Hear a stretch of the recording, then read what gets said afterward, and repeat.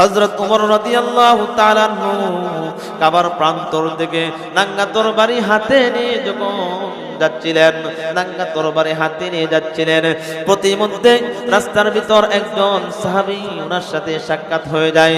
সাহাবীর নাম হযরত আবু ওয়াক্কাস রাদিয়াল্লাহু তাআলা আনহুর সাথে সাক্ষাৎ হয়ে যায়। হযরত বলতেছেন, এ উমর, নাঙ্গা তরবারি হাতে নিয়ে তুমি কোথায় যাচ্ছ রে উমর? নাঙ্গা তরবারি হাতে নিয়ে তুমি কোথায় যাচ্ছ? বলতেছে, আমি মুহাম্মদের, আব্দুল্লাহর বেটা মুহাম্মদের কল্লা আনার জন্য আমি যাচ্ছি। এই লোকে বলতেছেন, উমর রে, নিজের ঘরের কোন কবর রাখো কিনা, নিজের ঘরের কবর রাখো কিনা?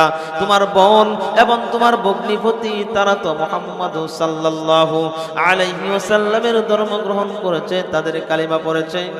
ঘরের কবর না নিয়ে তুমি বাহিরে কিভাবে কবর নিতে যাও? এই কথা বলার সঙ্গে সঙ্গে ওমর রাগে রাগান্বিত হয়ে যায় আর বলতেছেন, মনে হয় রে, তুই মনে হয় আমাদের ধর্ম ছেড়ে দিয়ে আমাদের বাপ দাদার ধর্মের ভিতর চুনকালি মেরে তুই মনে হয় মুহাম্মদের ধর্মের ভিতর চলে গেছস। তোকে সর্বপ্রথম দুনিয়ার জমিন থেকে সরিয়ে দিতে হবে। হযরত আবু ওয়াক্কাস রাদিয়াল্লাহু তাআলা আনহু বলেন, কোনো অসুবিধা নাই, আমি দিন গ্রহণ করেছি, ইসলাম গ্রহণ করেছি।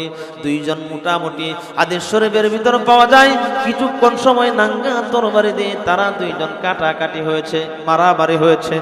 হযরত ওমর রাদিয়াল্লাহু তাআলা আনহু কোন এক পর্যায়ে নাঙ্গা তরবারি হাতে নিয়ে যখন মুহাম্মদের কল্লা আনার জন্য যাবে, আল্লাহর পয়গম্বর একটি পাহাড়ের অদলে যখন হযরত আকরাম রাদিয়াল্লাহু তাআলা আনহুর বাড়ির ভিতর একটি ছোট্ট ঘরের ভিতর বসে প্রথম পর্যায়ে 12 থেকে 13 জন সাহাবায়ে কেরাম ইসলাম ধর্ম গ্রহণ করলেন।